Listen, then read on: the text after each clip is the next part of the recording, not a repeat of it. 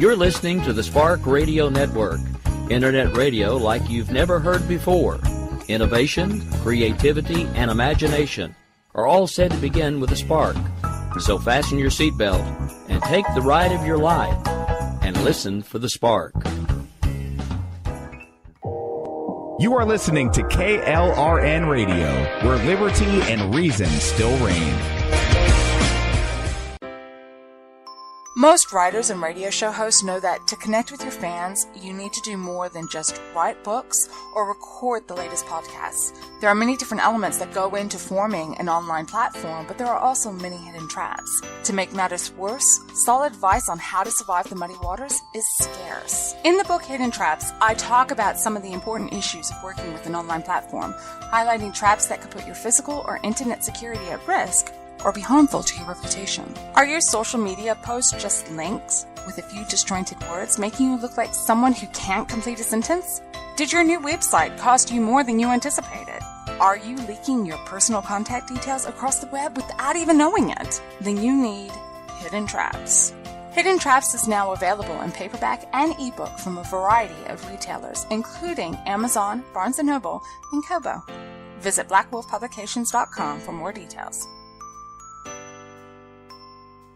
If you're 85 or younger, would you like peace of mind and comfort for your family? We're Final Expense Direct with an urgent message for you. The average funeral today costs over $8,000, but the most you'll get from government benefits is $255. How will your family pay the difference? We can help. Our senior plans start as low as just $1 a day and pay up to $30,000 for a funeral and other final expenses. Peace of mind is easy. There's no medical exam. You'll have lifetime coverage, and your plan can't be canceled as long as you pay your premiums. Call now for free information about our senior plans. Answer a few simple questions and receive approval right on the phone. Plus, call right now and we'll give you a discount prescription card for free. Call 800-553-8687. That's 800-553-8687. Again, 800-553-8687. KLRN Radio has advertising rates available. We have rates to fit almost any budget. Contact us at advertising@klrnradio.com.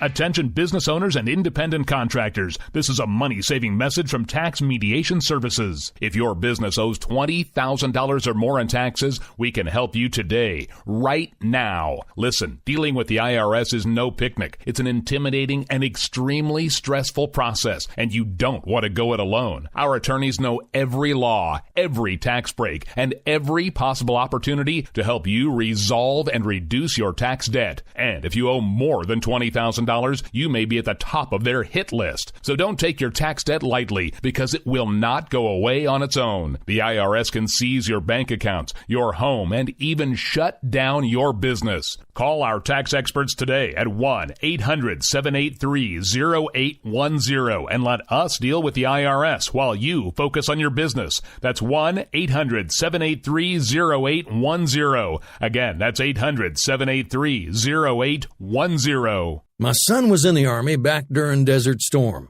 but even then he wanted an MBA. He looked at a dozen schools, but only one offered the online education and flexibility he needed while he was in a tent in Iraq. Grantham University. Turns out that Grantham's been delivering affordable, relevant college and advanced degrees for over 65 years. Heck, if they can deliver a quality education to a soldier in a tent overseas, think about the flexibility Grantham can offer you so you can earn your degree too. It doesn't matter how complicated or full your life is. If getting a degree is on your bucket list, you'll want to do what my son did. You'll want to call Grantham. Find out how easy it is to get started on your education so you can check that college degree off your bucket list. Call Grantham right now, 800-910-1370. That's 800-910-1370. Flexible, affordable, relevant. Call 800-910-1370. Sometimes riders feel lost, unsure why a passage may not be working. It takes another set of eyes to help us nurture our writing into full maturity. At Black Wolf Editorial Services, we strive to enable writers to develop and grow, offering manuscript critiques and line edits through a mentoring editorial style. We also offer assistance on generating a writer's bio for your websites. Black Wolf Editorial Services, nurturing your writing into maturity. For a full list of services, visit blackwolfeditorial.com. You're listening to the Spark Radio Network, Internet radio like you've never heard before.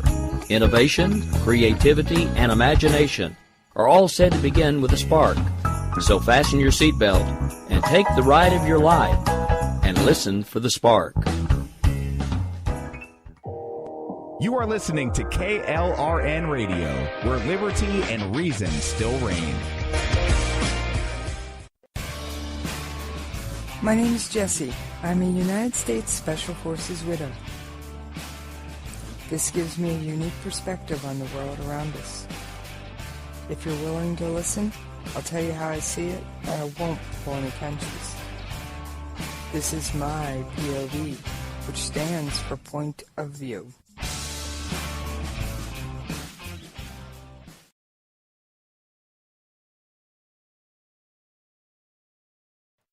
How y'all doing tonight? Yes, it's Jessie. Yes, I miss you when we're not talking. But wait, I'm not alone. I'm not alone.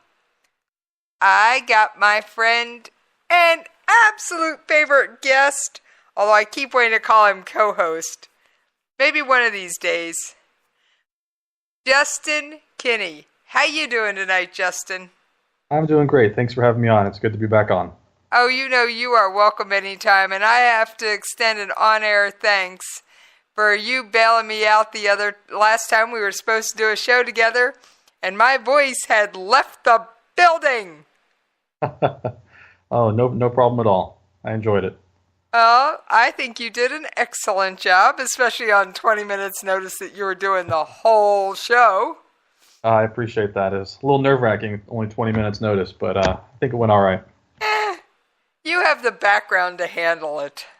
When I first started doing this, I didn't have the background I have now. I knew enough, but not that much. But boy, has my knowledge increased just by constantly being in the news.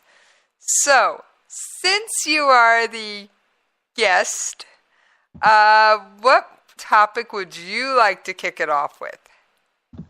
Well, since my area of expertise is largely built around terrorism, why don't we start with the New York City attack a couple days ago? Okay. So as I'm sure most of the listeners have heard about, this was an attack Monday morning at it was a walkway beneath one of the Port Authority bus terminals, and there's still a lot of information. There's still kind of coming out about it, but a few interesting pieces have come to light. They have identified the suspect, 27, Bangladeshi. I butcher his name, but Akayed Ullah, I believe. That's about how I'd say it too. I think that's probably pretty close. The Bangladeshi terrorist, yeah, that works. Yeah, and so he's kind of an interesting one in that he's considered a lone wolf, which we have started to see a little bit of a rise in around the world. And by lone wolf, at least in this case, what I'm referring to is somebody who wasn't necessarily a direct recruit, at least as far as we know so far, but he was more of an indirect recruit in the sense that he self-radicalized, was more inspired rather than like directly recruited and contacted and commissioned with this attack by ISIS or Daesh. So he's kind of an unusual case in that sense of this sort of indirect recruiting. The other thing that was kind of interesting was in the method. Again, I'm sure you guys are mostly aware. The failed pipe bomb? So apparently there were two devices. They haven't really elaborated much on the second one, at least that I've seen so far. But the one that actually detonated was essentially a pipe bomb, about a foot long, black powder, wiring, battery, all the works. It also had a lot of nails and screws in it, which are essentially tools of shrapnel, so that when it does blow up, it causes a lot of damage. And he'd basically hooked it on himself with Velcro and zip ties, which speaks to his lack of sophistication. It was a very crude device. Okay, so why does the use of zip ties make it more crude than usual? Well, I don't want to necessarily speak to any specific element of it as saying this is more crude than usual, but it's more the composite of all of these things. Pipe bombs in general are very crude devices. They're not specific. You can't target them very well.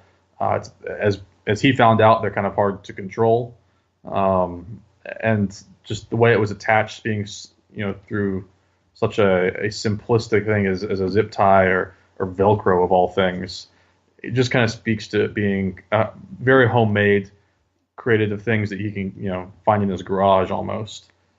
Which again, it may have been exactly what it was.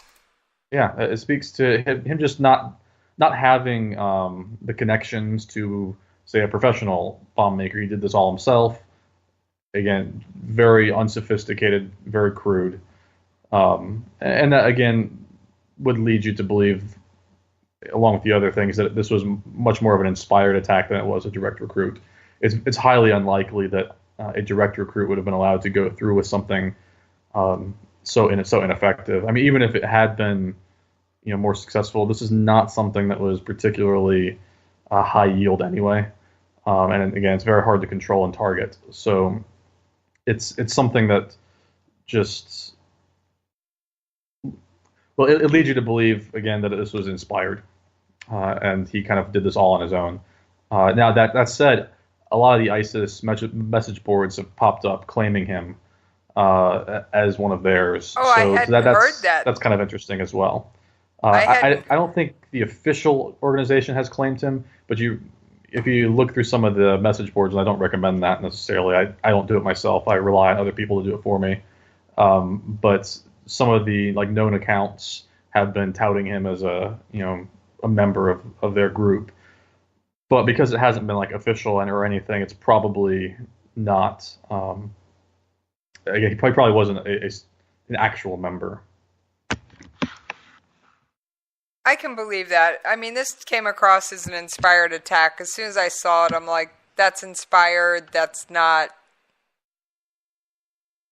anything more. It's another lone wolf. And I hate to say this, but it seems like this is becoming the new normal.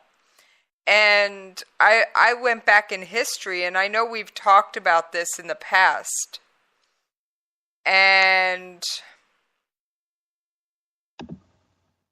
I recall, if you look back, it seemed like there was a point in time where the Rome airport was shot up every other week. Yeah, I know it wasn't that bad, but it was like every time I was going through news articles, and Rome airport and Jerusalem bombing were every third sentence. Mm-hmm. And I don't want to see that kind of, quote, normal for us. Do you think that's where we're headed? I mean, it's hard to say for sure. We have seen a rise in these sort of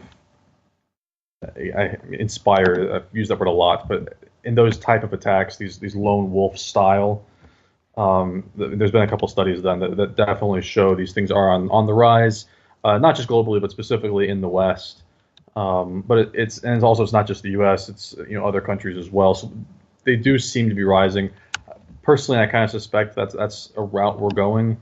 We've seen ISIS or Daesh try to actively do this. I mentioned before, kind of offhand, the idea of direct versus indirect recruiting. Things like social media and kind of the online internet revolution have made that sort of indirect recruiting a possibility where it really wasn't before. Before the internet, you couldn't just put your materials out there and hope somebody stumbled across them. You kind of had to go out and target people individually, based on who you thought was susceptible, and so there was a much more direct connection. But this rise of the internet, in particular social media-like platforms, allows groups to kind of simply put their material out there, allow them to spread naturally, and kind of allow for this sort of self-radicalization. And so I think the more that we see these kind of, let me say, I think the more we see social media take over and this interconnectivity, I think you're likely to see more of these lone wolves pop up as well. And the other big thing, too, we've talked about this on previous shows, is this idea that, these radical beliefs are not as uncommon as we think, not just in terrorism, but in all forms of society. Radical beliefs are out there, but they don't really get acted on frequently, at least, unless you're part of a community. Right, and right. The internet has created kind of this herd mentality. It's kind of an artificial or virtual community. I've actually used this example in the classes I teach, where we talk about like eating disorders, right? So if you have somebody who has an eating disorder, they're thinking about going further into anorexia or whatever. There are online communities that they can find of people who are also going through that as well, and they actually end up encouraging each other, and it can make some of these eating disorders worse than they are. And you see, there's communities out there for everything like this. And so when you have a radical belief of extremism along the lines of terrorism, but you're all alone in a small town, or even in New York, but you feel alone, there's nobody around to kind of support that, you end up kind of being moderated by the rest of society and being pulled back toward a moderate ideology. Even if you yourself kind of maintain these internally, you never act on them because you see yourself as the outsider, the weirdo, the person who you don't have a lot of encouragement. But you go online, that makes you start to stumble across these things. That actually makes a lot of sense, Justin. I mean, because you can find an online group for anything. Yeah, absolutely. I shouldn't probably admit this one on air, but I know where to find most of the Daesh or ISIS propaganda videos. And it is a website that is dedicated to gore. And I'm not going to give out the name of the site. You guys are smart enough. If you want to find that sick stuff, you know where to find it. The only reason I sometimes go there is to find a video because I wanted to see it out of some curiosity. I mean, everything from, and yes, I did watch the Jordanian pilot video. And no, I don't recommend it. Remember, once you see something, you can't unsee it. So, but yeah, so that actually makes total sense. You find your own little clique, your own little herd. And I definitely don't read the comments on these videos. It encourages you. It supports you. It says, hey, you're not in this alone. It emboldens you when you find people like you, like yourself, who have similar beliefs and ideas. And the internet has kind of made that a lot more possible. And so I think the more ubiquitous and interconnected the internet becomes around the world, unfortunately, it's going to have, that's a great thing. I love the internet, but it's going to have this kind of side effect of also connecting extremist ideologies. And I don't have the numbers right now to back that up, but it's a theory I have that basically those two things are interconnected. Why do I have a feeling you're going to have those numbers for us one day? Yeah, I'm currently working on my dissertation, and I'm dealing with social media and terrorist recruiting, so it will definitely tie into that once I get it finished. Well, once you get it finished, you are going to have to come talk about it. Absolutely. Because I have a feeling my audience would actually find some of it interesting. I mean, it's just one of those things that I don't know how else to describe it, but one of those things that I don't think most people think about is, yeah, you can share whatever it is with, your grandmother, but there's more that can be done with this noise. And it cuts both ways. It does. I mean, as with almost every form of technology, there's a good side of it and a negative side of it. And unfortunately, I think this is just one of those negative kind of consequences or side effects. I hope I'm wrong on that, but I think that makes a lot of sense. You start to connect these people around the world when they may not have been able to reach each other otherwise. And it acts as kind of a sounding board, an echo chamber, where they can bounce these ideas off each other, radicalize each other further. This kind of self-radicalization takes place. Well, you and I bounce ideas off each other, but we're not necessarily trying to radicalize anybody. Right. I mean, bouncing ideas off each other, again, this is something that's a great thing to do. A lot of people do it. But when you're bouncing radical ideas, and especially when you're seeking them out and you're not really seeking out moderating beliefs as well, there's a tendency to radicalize further and further. Prior to the internet age, the way terrorist groups radicalized was they would physically isolate you from society. They would try to pull you away from society's moderating influences, and over time, the longer you're isolated around these extremist ideologies and beliefs, the more and more radical that kind of spins further and further outside the norm. Is that why the entire country of North Korea is essentially brainwashed? It certainly would play a role in that. When you are isolated from everybody else around you, it is very, very easy to spiral further and further away from what would be considered the norm. And we see this in all kinds of societies too. I mean, go to a local high school. The cliques that form, the stronger those cliques, the more. I don't use the word radical for high school students, but the more farther outside the norm those groups become. And we see that again at the child level, much more so at the adult level and the global level. Right. That's interesting. So this guy was essentially inspired and radicalized himself, or got radicalized online through one of these little online forums that, no, we're not giving out URLs you don't need to know. Yeah.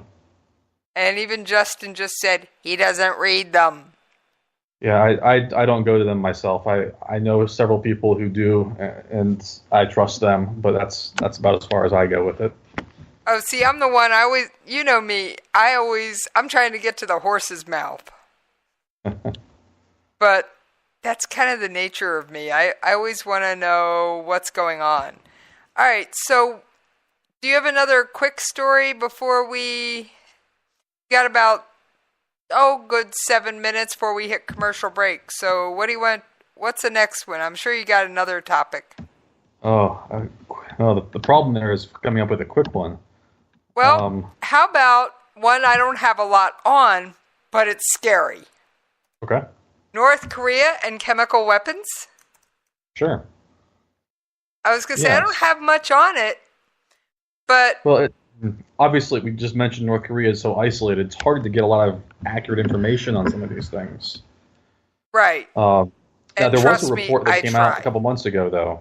There was a big report that came out, I think, in October, where they I forget where it came from. I think Harvard had this report that basically came out and said, Kim Jong-un's regime has not only chemical weapons but also biological weapons. Yeah. And it's a much bigger problem than we thought from before. They have what's thought to be, I believe, the third largest chemical weapons supply in the world. I'm and sorry, that would include North Korea having from any kind of weapon of mass destruction, be that a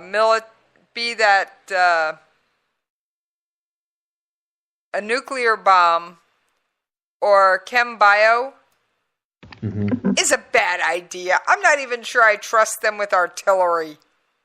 Yeah, I mean, North Korea officially claims they don't have any of them. Okay, but it's no a little silly. Do you really believe North Korea? It's one of those things. It's so isolated. It's hard to know for sure. But it's. I mean, you can't. I mean, who are you more likely to believe? the rest of the world, or one state that's known to be, very far out there, to put it mildly. I mean, South Korea themselves estimates, that the North Koreans have like 3,000 metric tons of chemical weapons. They don't pull that number out of thin air. I mean, they have evidence to back this stuff up. And if anybody's going to know, I'm sorry, the neighbor to the south has a better idea. Now, I was doing a little looking into this. Mm-hmm. And, well, North Korea, as we know, yeah, they're quackers. At least the leadership is. I'm willing to bet the people are actually great people and just want to live their lives. But we've seen a couple stories of their people trying to escape recently too. Well, yes, of course, and they did. Did you see the video of that escape? I mean, that man he didn't care if he died on the south side. He wanted freedom. But anyway,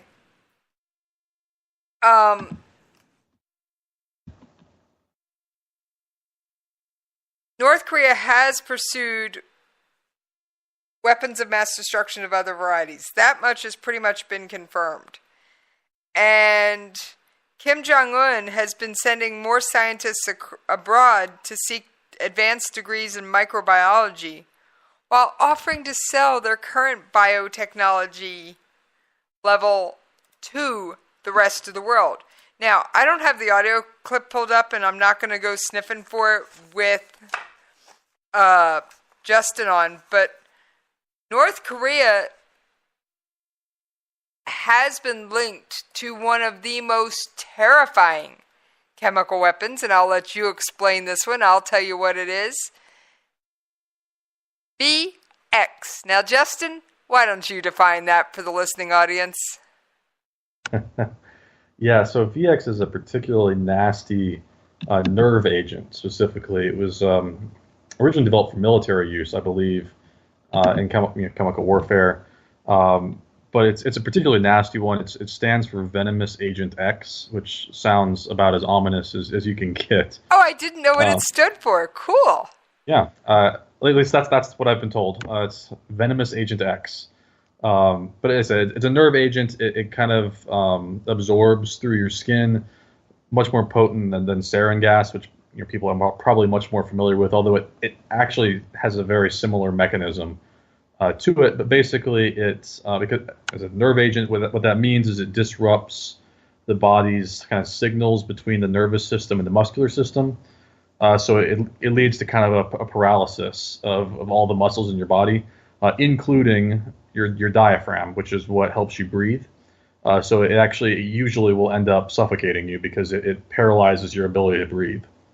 It's a very deadly one. It's very particularly harsh. I've also seen a video on YouTube, and it was very old and very grainy, but they tested this on a sheep, and the thing was just thrashing around like all of its nerves were firing at once. I've also seen reports of North Korea having sarin, which they got from, would you like to guess where it's been purported that they got this little chemical weapon from? I don't know where that one came from. That'd be Syria? Ding, ding, ding! We have a winner! You can connect the dots as well as I can. So, yes, they got the technology from Syria, who, of course, a decade ago they sold a nuclear reactor to. Thank God the Israelis bombed it.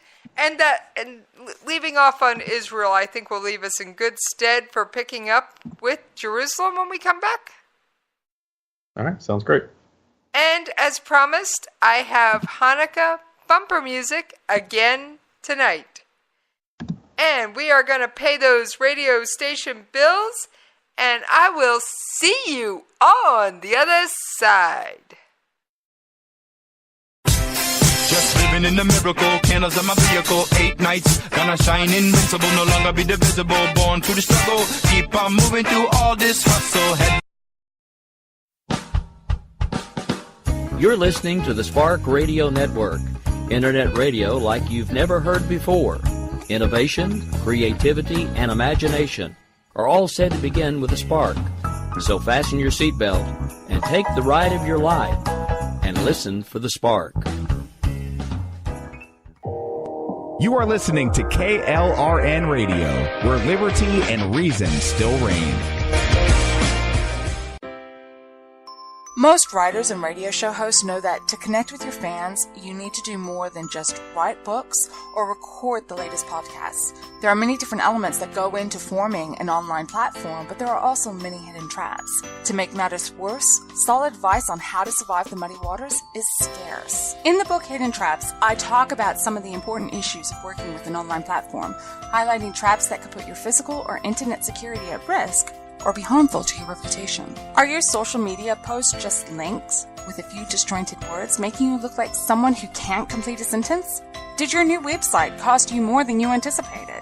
Are you leaking your personal contact details across the web without even knowing it? Then you need Hidden Traps. Hidden Traps is now available in paperback and ebook from a variety of retailers, including Amazon, Barnes & Noble, and Kobo. Visit blackwolfpublications.com for more details. If you're 85 or younger, would you like peace of mind and comfort for your family? We're Final Expense Direct with an urgent message for you. The average funeral today costs over $8,000, but the most you'll get from government benefits is $255. How will your family pay the difference? We can help. Our senior plans start as low as just $1 a day and pay up to $30,000 for a funeral and other final expenses. Peace of mind is easy. There's no medical exam. You'll have lifetime coverage, and your plan can't be canceled as long as you pay your premiums. Call now for free information about our senior plans. Answer a few simple questions and receive approval right on the phone. Plus, call right now and we'll give you a discount prescription card for free. Call 800-553-8687. That's 800-553-8687. Again, 800-553-8687. 687.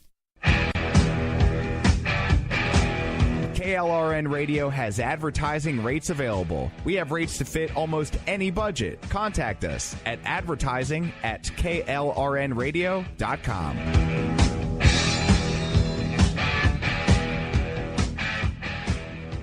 Attention business owners and independent contractors. This is a money-saving message from Tax Mediation Services. If your business owes $20,000 or more in taxes, we can help you today, right now. Listen, dealing with the IRS is no picnic. It's an intimidating and extremely stressful process, and you don't want to go it alone. Our attorneys know every law, every tax break, and every possible opportunity to help you resolve and reduce your tax debt. And if you owe more than $20,000, you may be at the top of their hit list. So don't take your tax debt lightly, because it will not go away on its own. The IRS can seize your bank accounts, your home, and even shut down your business. Call our tax experts today at 1-800-783-0810 and let us deal with the IRS while you focus on your business. That's 1-800-783-0810. Again, that's 800-783-0810. My son was in the Army back during Desert Storm, but even then he wanted an MBA. He looked at a dozen schools, but only one offered the online education and flexibility he needed while he was in a tent in Iraq. Grantham University. Turns out that Grantham's been delivering affordable, relevant college and advanced degrees for over 65 years. Heck, if they can deliver a quality education to a soldier in a tent overseas, think about the flexibility Grantham can offer you so you can earn your degree too. It doesn't matter how complicated or full your life is. If getting a degree is on your bucket list, you'll want to do what my son did. You'll want to call Grantham. Find out how easy it is to get started on your education so you can check that college degree off your bucket list. Call Grantham right now, 800-910-1370. That's 800-910-1370. Flexible, affordable, relevant. Call 800-910-1370. Sometimes writers feel lost, unsure why a passage may not be working. It takes another set of eyes to help us nurture our writing into full maturity. At Black Wolf Editorial Services, we strive to enable writers to develop and grow, offering manuscript critiques and line edits through a mentoring editorial style. We also offer assistance on generating a writer's bio for your websites. Black Wolf Editorial Services, nurturing your writing into maturity. For a full list of services, visit blackwolfeditorial.com. Just living in the miracle, candles on my vehicle, 8 nights, gonna shine invincible, no longer be divisible, born through the struggle, keep on moving through all this hustle. All right, thank y'all for hanging in there with me while we paid those radio station bills. And yes, my favorite psychological Middle East chem bioterrorism expert friend Justin Kinney is still with us, and he had That's forgotten. quite the title.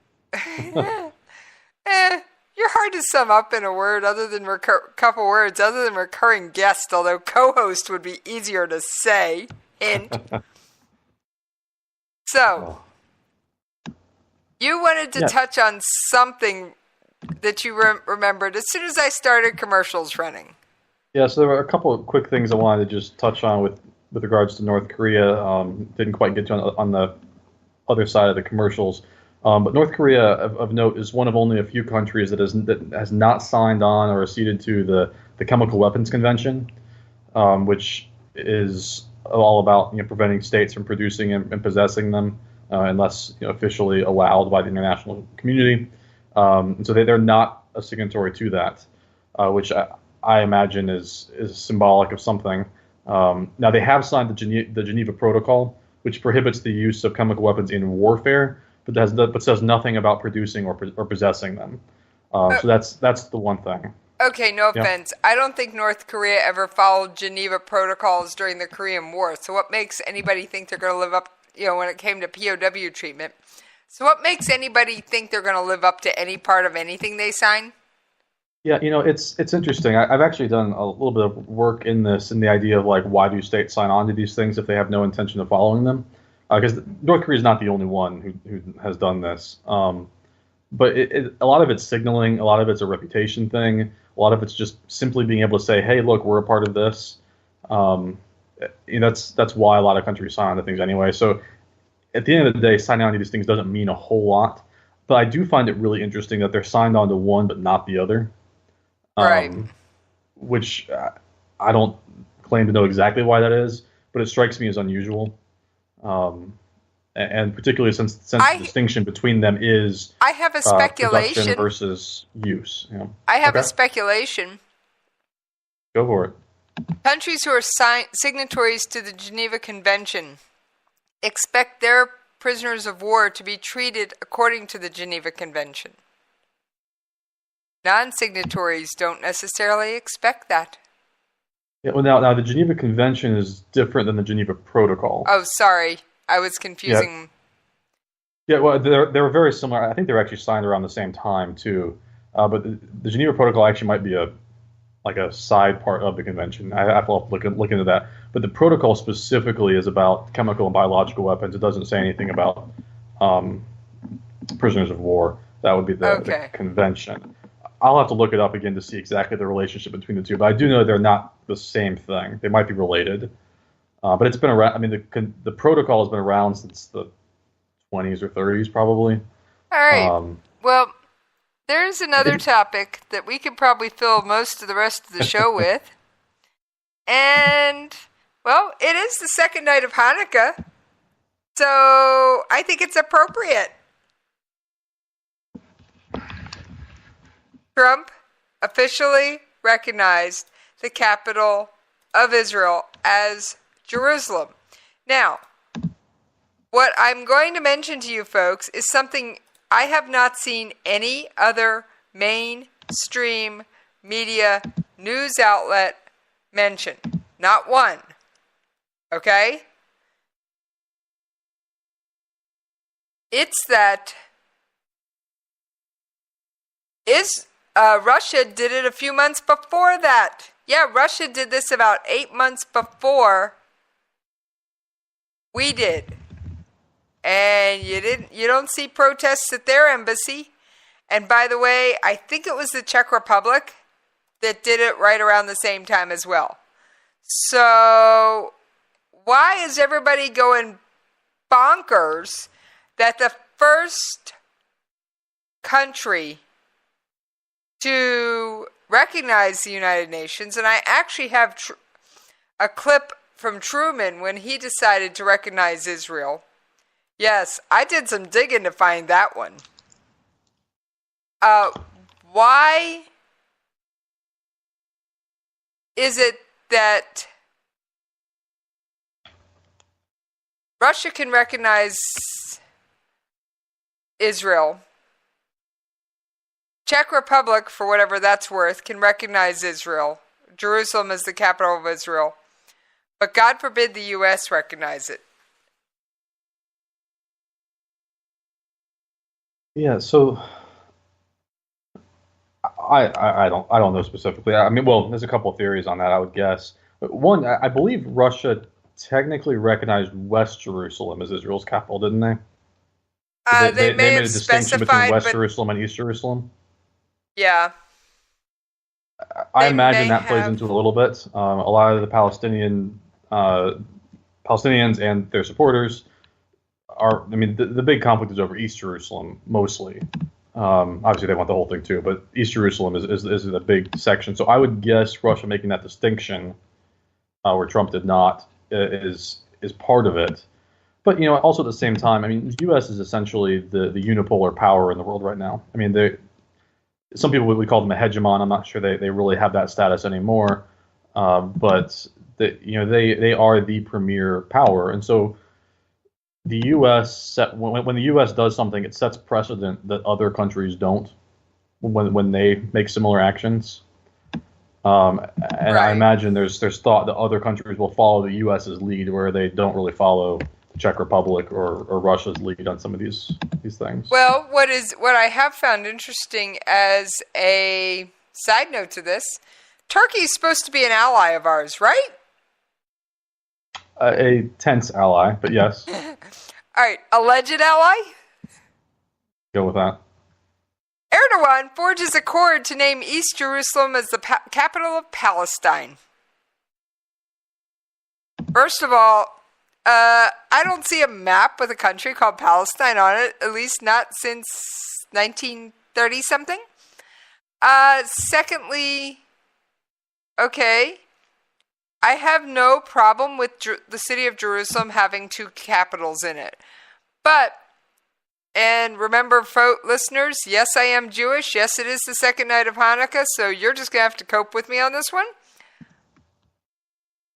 The Palestinians have to stop and accept Israel's right to exist first before anything else can happen. And that's the long and short of it. Now, I am going to play that little bit of audio from Truman. It's only about 20 seconds. I just thought it was fascinating when I found it. And I have played it once before on air, but it's... Now, keep in mind, this is old audio, but it's so good. But in spite of all the advice against it, I chose to recognize the de facto government of Israel. This was done on the 15th of May, 1948. I felt that we were rather the conscience of the free world, and that's the reason. And yes, the audio itself does naturally cut off that way. That was not bad editing. But I just found that, we were the conscience of the free world. I mean, doesn't that speak volumes? Yeah, absolutely. It does. And that's part of why I wanted to play that clip. I mean, and I got it off the Truman Presidential Library website, folks. So if you want to go hear the rest of it, by all means, go have a blast. But I think finding it was just a hoot. You know me, Justin. I get into that kind of thing. Yeah, you do. So I will dig for hours to find that clip. But, okay, so also, the Organization of Islamic Cooperation has declared East Jerusalem the capital of Palestine, rejecting the U.S. stance as dangerous and rash and any number of things. Now, all right, the Israelis, of course, when Trump did this, they came out and they celebrated. There were parties in the streets. What you saw in the news was the 3 days of rage. What you didn't see were all the Israelis peacefully, happily cheering and celebrating.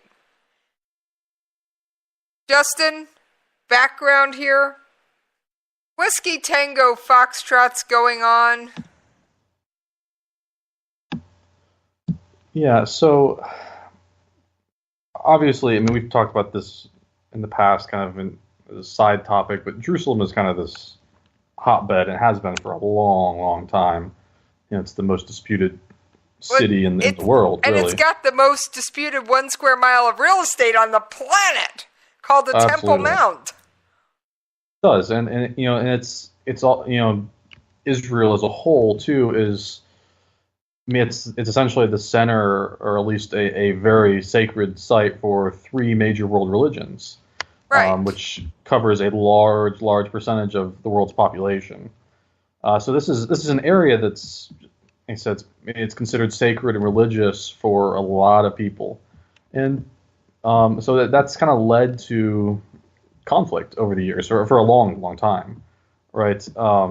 Now, this idea of Jerusalem being Israel's capital is kind of it's always been kind of an interesting one to me, because it you know, well, how to say this, when you recognize a country as sovereign, you know, able to govern within their own borders, we always kind of let that country choose where their capital is, right? I mean, that's how it's always worked. And Israel, as a sovereign country, which most countries recognize it as, is, you know, chose Jerusalem. That's where a lot of their administrative stuff takes place. And at least off the top of my head, I can't think of a single other country the U.S. has official diplomatic relationships with where the American embassy is not in that country's declared capital. I can't think of one either. Now, there may be a consulate or something else outside of it. Sure, and then that's, yeah, and I'm sure there are those, and there are countries where we don't have an embassy there because we don't really have diplomatic relations there either. North Korea, Iran, right? To name the top 2. But at least among the countries we have diplomatic relations, so we have an embassy there. It's always in that country's declared capital, and it's at least from my perspective, it's not even really a political thing as much as it is a logistical thing. And that just makes sense. Makes it easier to have diplomatic relations with it. Again, Israel's kind of a weird case because, as a lot of people, you know, as we've seen, there's an extra added element there of political side and religious side that makes it much more contentious. And so that's why a lot of people will say, oh, this was a bad move by Trump because it's just going to inflame things, it's going to harm the peace process, etc. First of all, Justin, I haven't seen a valid peace process going on in that region since, like, Reagan. Yeah, that's kind of where I come down on it too. Is if there was a peace process, you know, that was going through, that was looking like it was going to be finalized, then sure, you can make an argument that you don't do this right in the middle of a big peace process. But I don't see a peace process to be derailed right now. And at least in recent decades. Okay, so I'm not barking mad and thinking that there's a peace process I've somehow missed. Yeah, and so, you know, at least in these recent years, you know, the Palestinians have not really shown an interest in having a peace process. At least since they, you know, started electing Hamas as their governmental representatives. And do you know who's resumed funding Hamas? Who would that be? Oh, our good friends, the Iranians, the same people that fund the Houthis, the same people, I believe, who are funding North Korea's ballistic missile and nuclear technology program. Oh, yeah. And the people, the same country that wrote the book on evading sanctions. Yeah.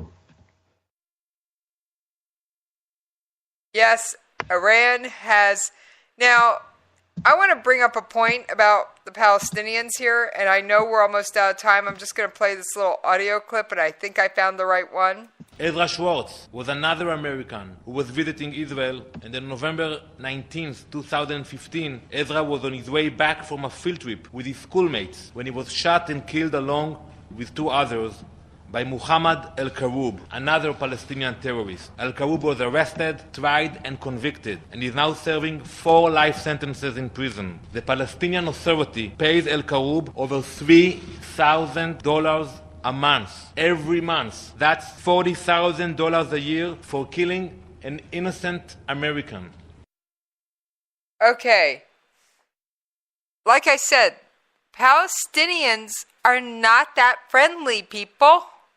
I mean, I'm sure there are some very good, nice ones that just want to go about their business, just like the average North Korean.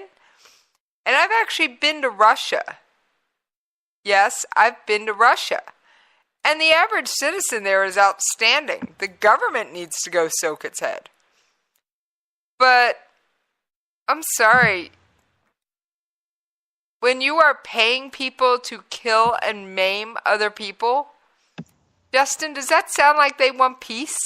Or am I missing something? It certainly doesn't. And I do think we need to make a distinction between the government and the people. I mean, I've been to Palestine. I've been to Bethlehem, which is in the West Bank of Palestine, and the people there were very nice. They actually loved having us there. I'm a Christian. They loved having us there. They were selling us Christian icons from their stores, crosses and things. They loved the tourist element of it. Those are not the people we're talking about, right? So it's Hamas, the PLO to an extent, other governments, and then there are obviously some people. But I do want to make that distinction that there are a lot of people there who are peaceful and want peace, etc. So we do need to make that distinction first. Right. I have no problem making that distinction. And like I've said before, and I'll say it again, you are welcome to believe anything you want as long as you're not trying to kill me for my beliefs. Yeah, it's unfortunately I think Palestine is going to struggle as long as they continue putting their faith in groups like Hamas. I mean, Hamas was elected by the people. Now, there's a variety of reasons why they were that are not all, because they hate non-Palestinians or hate Israelis or whatever. There are other reasons that Hamas was elected too. But as long as they have what's essentially a terrorist group representing them, there's not going to be a peace process, unfortunately. And so I think this is just my personal opinion on this. Take it with a grain of salt, I guess. But until the Palestinians take ownership of that fact and oust Hamas, you're not going to see a peace process. And as long as there is no peace process, there's no peace process to be derailed by moving the embassy or whatever else. And frankly, on top of that too, I mean, it kind of always struck me as a little bit patronizing to have this view of like the Arab world that moving the embassy is going to cause mass riots. I mean, that strikes me as almost racist. Actually, it is racist to just assume that these people are going to riot and they can't handle like the location of an embassy of all things. It just strikes me as a very patronizing. I think they kind of proved that they can't. Well, I would make a big distinction. Who is doing this? I think most are. I'm going to say it was the Hamas people and the people being paid by Hamas, not the average Palestinian who just wants to bake their bread, sell their trinkets, and go on about their lives. Yeah, so I think will make that distinction, but they have to take ownership of that, of the fact that as long as they continue to let them be represented on the international stage by people like Hamas, it's going to be hard for them to gain much ground in this recognition process, in the peace process. And they're going to be seen as these are just rioters. They're just so savage. They're just going to riot over everything. And that's that strikes me as a very patronizing view of an entire people group that's being represented by to Hamas. Me, and I'm going to make a U.S. comparison here. It's like saying Black Lives Matter represents every African American in this country. Sure, absolutely. I mean, or the KKK represents white Americans. I mean, you can't do that, and it's not fair to everybody. But it would be the equivalent then of the people then electing the Black Lives Matter movement or the KKK or some other radical group that's been rioting and putting them in office, right? And that's what the Palestinians have done, unfortunately. And until they rectify that, and it's really hard to take them seriously as wanting peace. I do think there's a lot who do, but they have to personally take ownership of that if they want the fighting to end, in my opinion. I agree wholeheartedly, and I don't see a way around. I don't see any peace process that could have gotten derailed because there was nothing to derail. And if there were some super secret negotiations, well, then I don't think the administration would have done what they did. Now, I do have one other topic I want to bring up real quick since we have mentioned our good friends Iran a couple of times. Nikki Haley. And you guys, regular listeners to my show, you know I'm always good for a Nikki Haley clip or two. She is vowing to present irrefutable evidence that Iran has deliberately violated its international obligations according to the Iran nuclear deal. And she is discussing some of the UN sanctions, but she's supposed to break this bombshell news tomorrow. So this will probably be the focus of part of my show tomorrow, just as a heads up to everybody. And it's just one of those things of,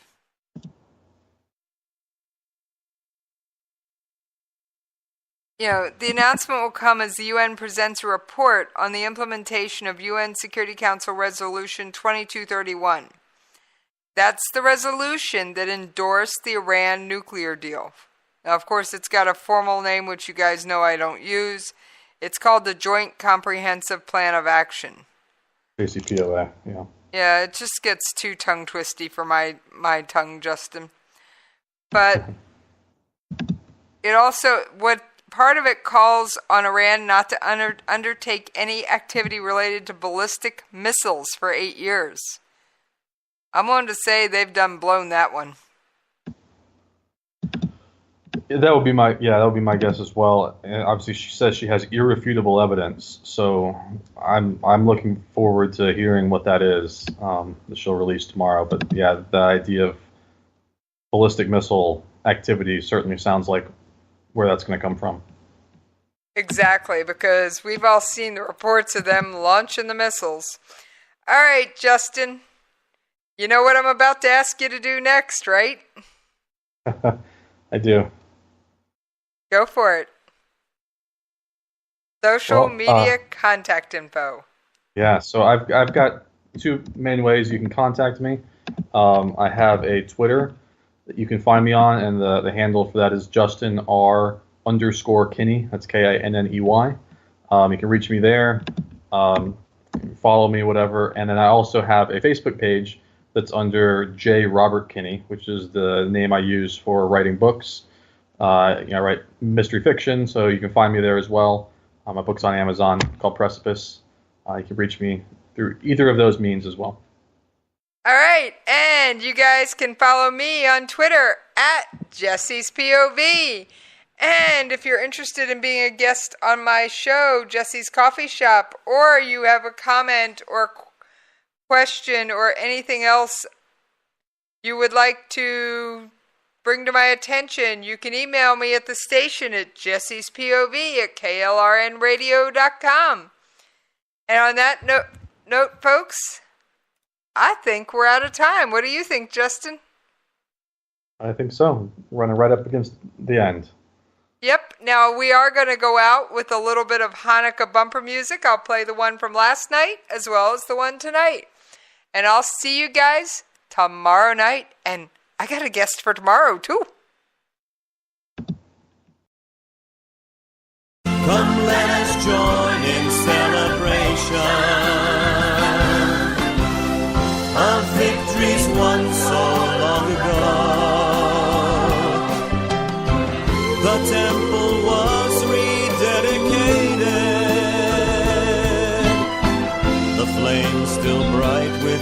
freedom's glow. Just living in the miracle, candles on my vehicle, 8 nights, gonna shine invincible, no longer be divisible, born through the struggle, keep on moving through all this hustle, head